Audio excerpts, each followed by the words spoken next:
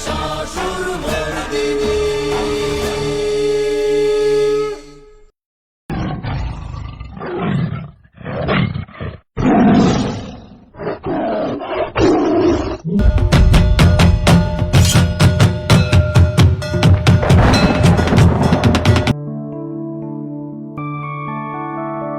मधुकैटव विध्वंसी विधात्री वरदे नमः।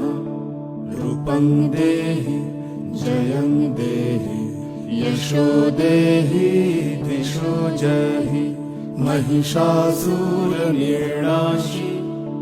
भक्तानां सुखदे नमः। रूपं देहि जयं देहि यशो देहि दिशो जहि।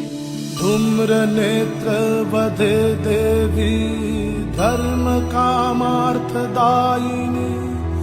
रूपं देहि जयं देहि यशो देहि दिशो जहि।